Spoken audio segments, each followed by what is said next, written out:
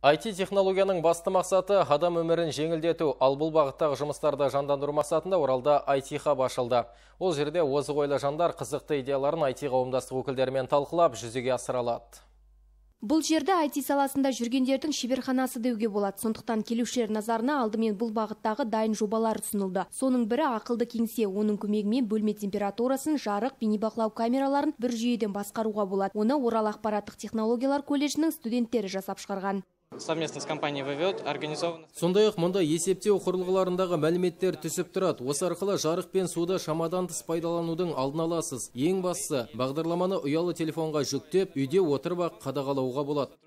Ал Назарбаев зияткерлік мектебінің өрендері қызмет көрсету сапасын анықтайтын Моджидет бағдарламасын ойлап тауыпты. Ол арқылы жұмысшы мен клиенттің қарым-қатынасы қалай өрбіп жатқанын біліп отыруға болады. Веб-камера арқылы жұмыс істейтін жүйені жасауға 9 айдай уақыт кеткен. Әзірге елімізде баламасы жоқ жобаға алғашқы тапсырыстар да түсіп жатыр. Осы біздің программа келген адамдардың бет-әлпетін таниды да, олардың эмоциясын қандай екенін шығарып береді.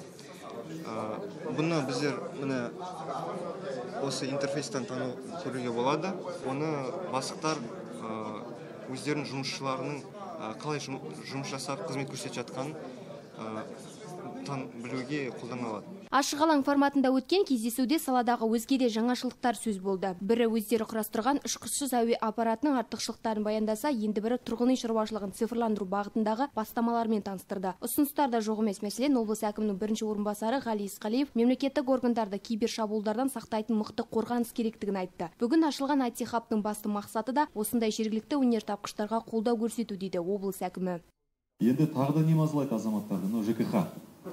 Светке қанша төлейм, газге қанша төлейм, суға дұрыс төлеп жатырмын ба, маған есеп көрсеткіштер, құралдар дұрыс көрсетіп жатыр ма? Негізгі көздеген мақсат ол халыққа ыңғайлы жасау.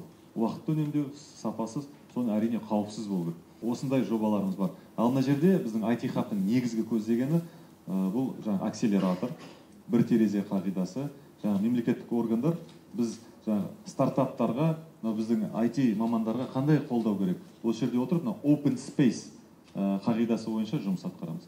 3 бөліктен тұратын аумақ ойы озық, қиялы ұшқыр жандардың басын бір арнаға тоғыстырып, халық игілігіне арналған жобаларды көптеп шығаруды көздейді. Жуырда іске қосылған iComec 109 байланыс жүйесі IT-хаб мамандары әзірлеген алғашқы өнім. 3 айда оны 3000-дай тұрғын қолданып үлгерген. Ең басты мәселесі ол әкімдік пен қарапайым халықтың арасындағы көпір. Мысалға, үйде бір коммуналды бір сұрақтар болатын болса, көбінесе қала тұрғындары бірнеше номерге звондайды. Светке звондай ма, суға, неге біреуді шақырту керек. Сол бойынша барлығына уақытын үнемдеу үшін бір номер, 109 номеріне хабарласады, және сол өзінің сұрағын қояды, өзінің өтінішін қалдырады. Айта кетейік, қазіргі таңда өңірді цифрландыру бағытында 140-тан астам жоба жүзеге асуда. Назерке Тоғжан, Ербол Меңдіғалиев, Нұртай Батырғали, Ақжайық арнасы.